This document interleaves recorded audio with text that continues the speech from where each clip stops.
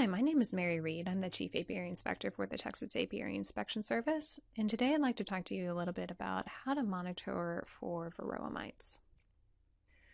To start off, I'd like to give you a brief introduction about Varroa mites. The species name is Varroa destructor. Its natural host is the Asian honeybee, Apis cerana, and it was first reported here in North America around 1987. It is thought that the Varroa mites were introduced from an illegal importation of bees from South America. The image on the bottom left just shows the spread of Apis cerana over time in Asia. And then the image on the right shows a spread of Varroa mites within the United States over time, with its first importation into Florida, but then progressively over the years, Varroa mites spread to other states. Just to talk a little bit about the Varroa mite biology, they are ectoparasites that feed on honeybee fat bodies. The female Varroa mites at the adult stage are found on bees and generally between the overlapping sternites, which are those overlapping plates on the honeybee abdomen. And they do rely on the honeybee brood cycle for their own development and will reproduce in capped honeybee brood cells. Like honeybees, they have haplodiploid sex determination, meaning that the males are haploids. They have one set of genetic information, and they are produced from unfertilized eggs. Whereas the females are diploid, they have two sets of genetic information and are produced from fertilized eggs. An adult female Varroa mite will enter a honeybee brood cell just before it's capped over. This is what we refer to as the foundress mite. And Varroa mites tend to prefer drone cells just because those cells are larger and they take longer to develop. But of course, they will use worker cells for their own reproduction. At the start, they will feed on the brood food that is in that cell, but then once it's capped over, they will switch to feeding directly on the larva. The images on the bottom, you can see the one on the left, that's a honeybee larva with quite a few Varroa mites on it. The image on the right shows Varroa mites at different stages of their development. Actually, the two smaller mites that are in the bottom right of that picture are actually male mites. And then the other specimens are the progressive stages of development for female mites. So the white one is at its most immature, and then as its exoskeleton hardens up, it transitions in color to that tan color, and then finally to a deep reddish brown color.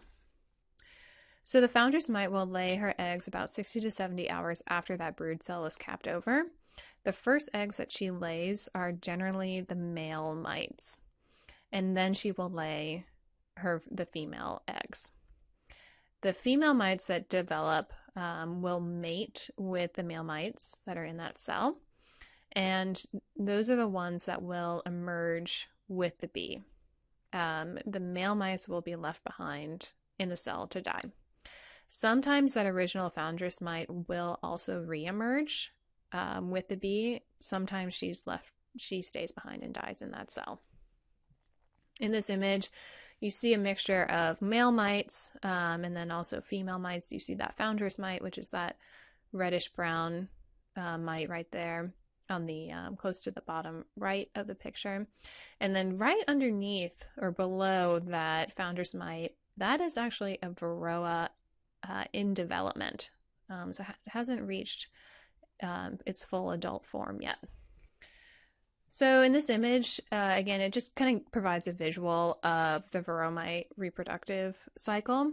So once that larva is in its C-shaped stage, a foundress mite will enter that cell and hide underneath the larva and will feed on the brood food. Once that cell is capped over, the larva will straighten out and the Varroa mite will start feeding directly on the larva. She'll lay her eggs. Again, the first ones will be males, and then she'll follow that up with laying females. And they will develop, and the males and females will mate. And then when the honeybee is ready to emerge, the females will emerge with the bee, and the male mite and potentially the foundress mite will stay behind and die. So, what's happening when Varroa mites are interacting with honeybees? Well, at really high levels, Varroa mites can weaken developing bees and can even have the potential of killing immature bees. High populations of Varroa mites can also make bees susceptible to pesticides and other chemical exposure. They can also weaken the immunity of not only a single bee, but the immunity of the whole colony. And thus, in the end, they can do enough damage to actually kill a whole colony. In these images below, the one that's on the far left, that is showing a cross-section of a comb with brood. And all those dark spots that you see there are Varroa mites. That's a really highly infested colony. The picture in the middle that shows a worker bee with a mite on the top of her thorax. This image is a little bit misleading because that tends to make people think that Varroa mites hang out on the backs of bees. In reality, Varroa mites are hanging out on the underside of their abdomen. They only switch to the top side of a bee when they're ready to dive down into a new brood cell. And then this image on the far right, that is showing that's showing a brood frame, but you'll notice that some of the larvae are looking melted down into the bottom of that cell. And this is what we call parasitic mite syndrome. And this happens when the Varroa mite levels are really high in a colony, that it starts affecting the developing bees and starts actually killing the larva. So when I talk about managing Varroa mites, I like to incorporate the idea of IPM, or integrated pest management.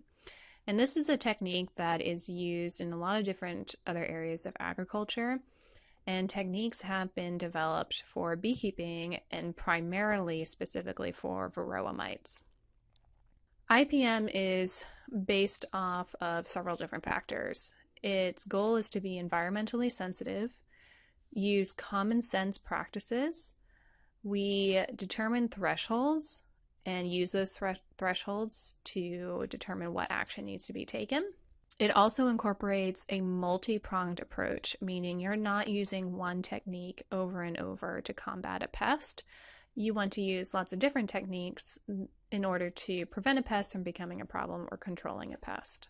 And then it's also based on understanding the pest, the host, and how the two interact with each other. A lot of times when talking about integrated pest management, you'll see it depicted in this pyramid shape. And these are the different steps of IPM, or at least preventative and control steps in IPM. And we always want to start off at the base of the pyramid first. So we incorporate cultural techniques and physical and mechanical techniques first in order to prevent a pest from becoming a problem. These are non-invasive techniques that most of the time can be incorporated year-round.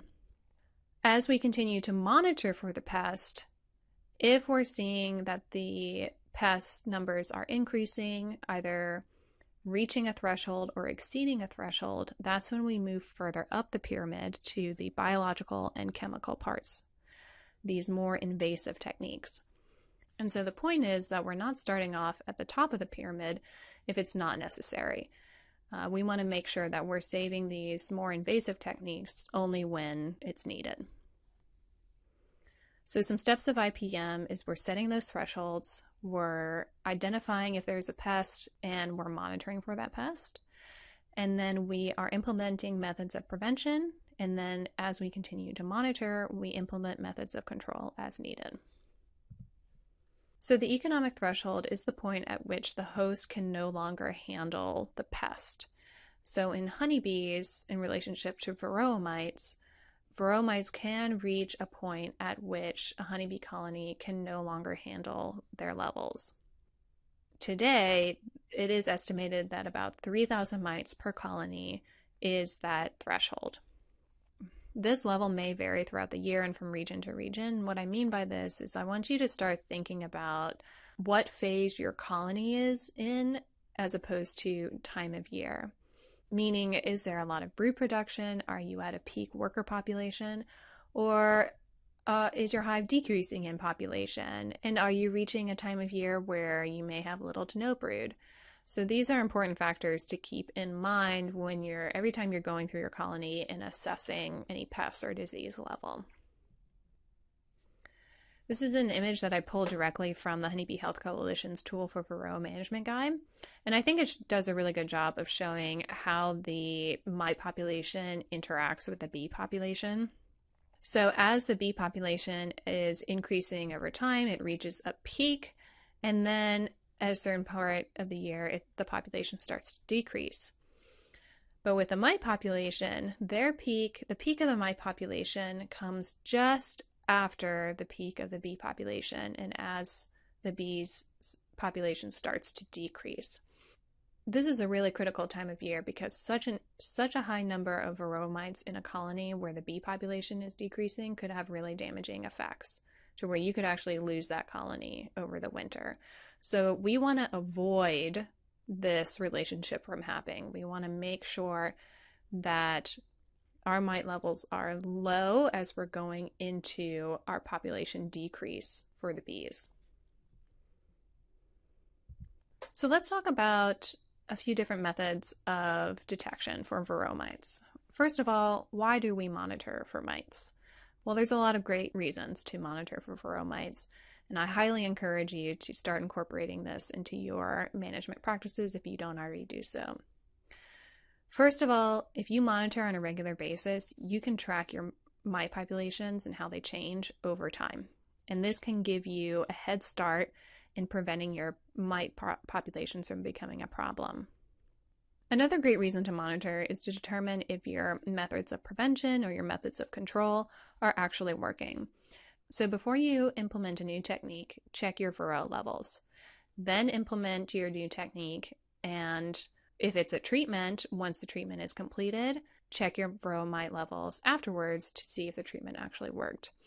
If it's a preventative measure such as a screen bottom board or a hygienic queen, continue to monitor after implementing that technique and see if it's having an effect on your mite levels. So there are quite a few different methods of detection for determining your Varroa mite levels. They do vary in their efficacy, and we'll talk about that. But some of the ones that we're going to go through are removing drone comb, using a sticky board, doing a powdered sugar shake, doing an alcohol wash, and just looking at the bees. So the first one we'll talk about is just looking at the bees. And this is the most unreliable method to use. And this goes back to what I mentioned before about how Varroa mites tend to hide underneath the abdomen of bees rather than on top of the bees. So when you pull out a frame and you're just looking at the workers on a frame and you're not seeing any mites, you may be tempted to think, oh, I don't have any mites. I don't have a mite problem. In reality, you can't see the mites. But if you do pull out a frame and you see maybe one or two workers that have mites on their backs, you may think, oh, it's not so bad. I'm just seeing a couple mites. In reality, the population level of Varroa mites in that hive are probably way too high, and that colony may not survive for much longer. So just looking at the bees is not a very reliable method of monitoring for Varroa mites. The next one is using drone comb. And there are a couple different ways that you can utilize drone comb in monitoring for Varroa mites. One of which is if your bees are naturally producing drone brood in your hive and you're not a queen producer, you can just pop open those cells and start pulling out drone larvae and see if you're seeing any mites on that larva. Your other method is to use a drone comb frame. And I show one here in this image on the right-hand side. It's typically like a lime green plastic frame. And if you can get the bees to pull the wax out on this frame, they'll pull the cells out to the size of drone cells. And if you can get the queen to lay in it, keep an eye on it and make sure to pull that frame out once the cells are capped over. Because if you let that frame of drones emerge, you're potentially releasing a lot of mites into your colony. So keep an eye on it. And once you see it mostly capped over, go ahead and pull it out of the hive and put it in the freezer for at least 24 hours, 48 hours just to be sure. And then you can uncap those cells and pull out the drone larva and see what level of mites you're seeing from that larva. Monitoring for mites using drone comb, it's not the most reliable method. I kind of call it the quick and dirty method. And it can give you some sort of indication, but I think it's best to not rely on it as your only method of detection. If you just happen to open up a few drone cells and you see some Varroa mites on there, go ahead and use another method of detection, one that we're going to talk about, one of the ones that we'll talk about next. But just don't use it as your one and only method. So the next method I want to talk about is using a sticky board. And to use a sticky board, you need to have a screened bottom board on your hive. This doesn't really work with a solid bottom board. It is a non-invasive technique, so you're just sliding this board underneath the screen bottom board. You're not having to open up the hive. If you use a sticky board, make sure to go back either within 24 hours, but no longer than 3 days after installing it. If you go any longer than 3 days, there's so much debris that falls from a honeybee colony that it makes it really difficult to look for mites. The rough thresholds for a sticky board varies from spring to fall. So in the spring, it's about 9 mites per 24 hours. And then for the fall, it's 12 mites per 24 hours. Some downsides to the sticky board is that you do have to return to your apiary in order to remove the board. So if your hives aren't in your backyard or in a location that's easy for you to get to, this may not be a realistic method for you to use. The results can vary depending on the size of the colony. So again, that goes back to thinking about what phase your colony is in. If you have a lot of bees in there in your hive, your Varroa count is going to be different than if you have a smaller population of bees in there. The other downside is that a sticky board does not give you an indication of the level of mites that are still in the colony. And so it's just something to keep in mind if you use this monitoring method. Next method that we'll talk about is the powdered sugar shake. So this requires you to go into the hive, go into the brood chamber, and collect a subsample of bees. You'll collect about a half cup of bees, which is about 300 bees, and this is an important number to keep in mind when we do some calculations to determine what our mite levels are. When you're using this method, you have to take high humidity into consideration, but also temperature. If it's a really hot day outside or if it's really humid outside, that can clump up your powdered sugar, or it could cause the powdered sugar to stick to the bees and thus causing mites stick to the bees. And so you may not get an accurate count because of that. So just keep that in mind when you're doing this type of sampling. It does only require one trip to your apiary, so you can do this at your hives. And the results are immediate. The equipment that you need is, I like to use a wide mouth ball jar. You'll need number 8 screen mesh, and number 8 is critical because that's the perfect size mesh to keep the bees on one side but have the mites fall through. You'll need your powdered sugar, your half cup measuring scoop, a white plate or tray, and a water mister. That's optional, only if you want to spray down your tray or plate after doing the sampling. And it really helps any mites that may be hidden by powdered sugar and really pop them out. So powdered sugar shake, another option that you can do is something, this was a kit that was put together by the Minnesota Bee Squad. And it's just a bucket that you can use for collecting your sample and doing your shake, but it comes with powdered sugar, a jar with a screen, a scoop, a half cup scoop, as well as a bottle that you can use to put water in and douse your tray in when done. So another method that we could use is an alcohol wash. And both the powdered sugar shake and the alcohol wash are probably the best methods that you can use, the most accurate ones. Alcohol wash is very similar in that it requires a subsample of bees, again from a brood frame. In this method, we're also collecting a half cup of bees. It also requires one trip to your apiary. You can either do this in the field, or if you have quite a few hives and you want to sample all hives, but you don't want to do every single one right there in your apiary, you could just collect your samples in different jars for each hive and take them back to your house and just run them at your house.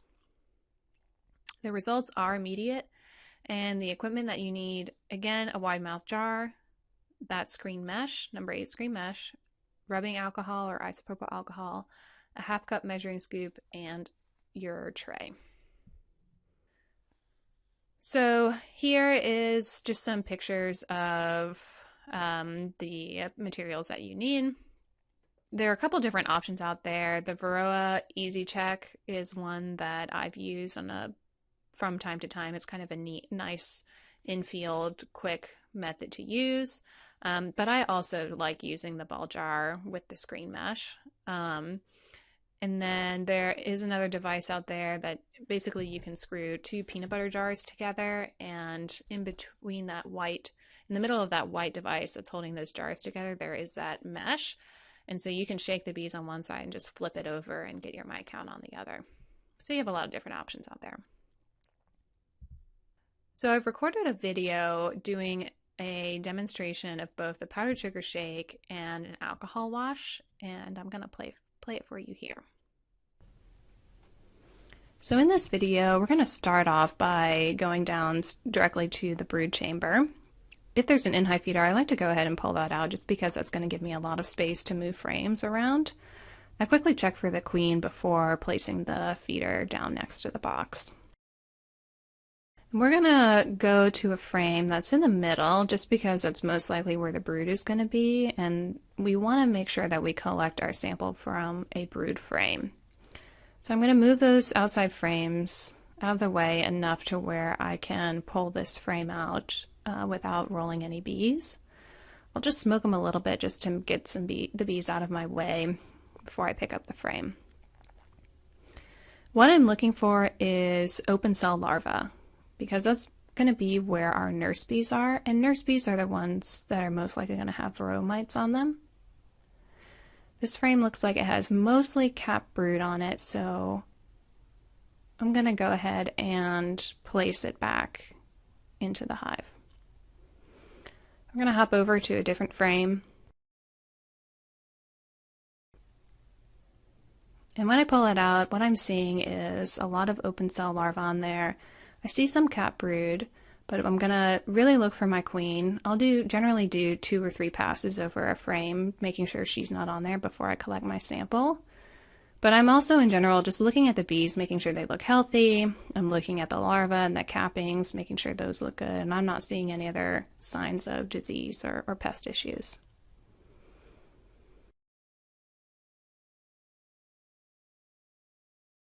So first we're going to do a powdered sugar shake, and the supplies that you'll need for this are, of course, some powdered sugar. I like to use a wide mouth ball jar, and the lid will have that number 8 screen mesh. You'll also need to have a half cup measuring scoop, and then you'll also want to have a white plastic bin. I like to use a plastic bin as opposed to a paper plate, just because if it's really windy outside, the plastic bin does a good job of containing everything. Some beekeepers also like to carry a spray bottle of water with them and spritz down their powdered sugar sample just to make the Varroa mites pop out a little bit better. So we're going to take our frame, shake it over our bin. I'll actually set this frame down because I want to look at it later. And then I'm going to go ahead and knock the bees to the corner of the bin, collect my sample, place it in the jar, and quickly put the lid on. Any bees that are remaining in the bin, you can go ahead and knock them back into the hive. We'll need to use that bin soon. And then I'll quickly smoke the hive just a little bit. And this is when you can kind of relax, make sure you have that lid on there really well. I'm gonna set my sample off to the shade because I want to look at that frame. So now we're gonna collect our powdered sugar. I like to use the curved end of my hive tool to get a nice big scoop. And then I'll use the flat end of my hive tool to scrape the powdered sugar through the screen mesh and over the bees. You can't really overdo it with powdered sugar, but you can underdo it, so make sure you get a good amount in there.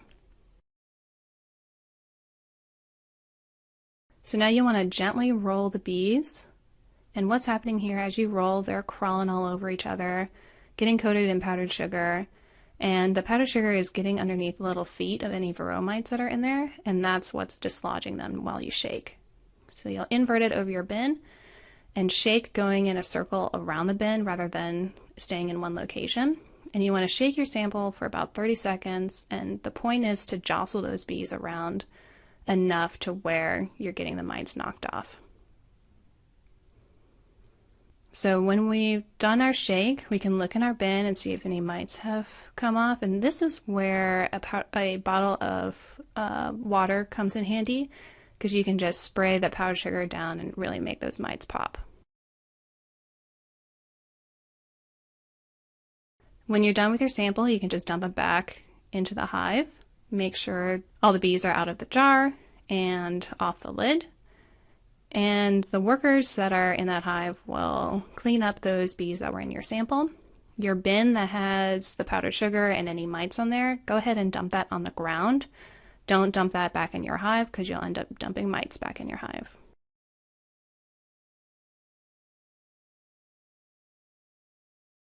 So now we're going to do a alcohol wash sampling, and for this video we'll do two different techniques. The first technique we'll do is with a wide mouth ball jar, and again we're going to have that number 8 screen mesh lid, but you'll also want to make sure that you have that metal insert in there. And then we're also going to do the Varroa Easy Check sampling technique. That's that device with the yellow lid. We also need our half cup measuring scoop. We're still going to need our white bin so we can collect our sample. And then we'll also want to make sure that we have our isopropyl alcohol.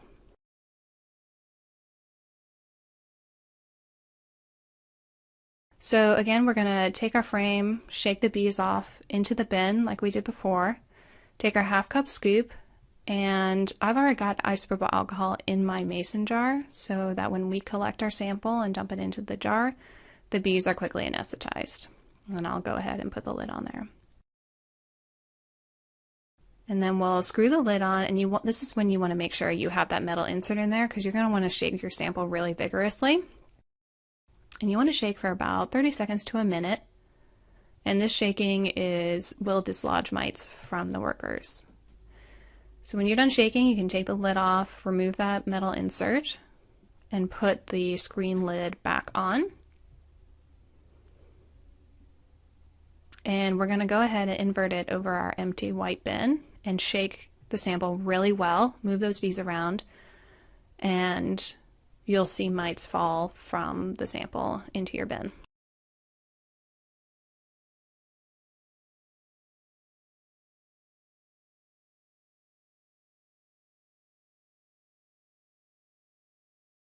So now we're going to do the Varroa Easy Check sampling. The Easy Check has almost like a colander insert, and that's what keeps the bees separated from the mites when you do the shake. I like to go ahead and fill mine up about halfway up with isopropyl alcohol. Shake our bees. Again, we're going to collect a half cup scoop of bees. It's about 300 bees.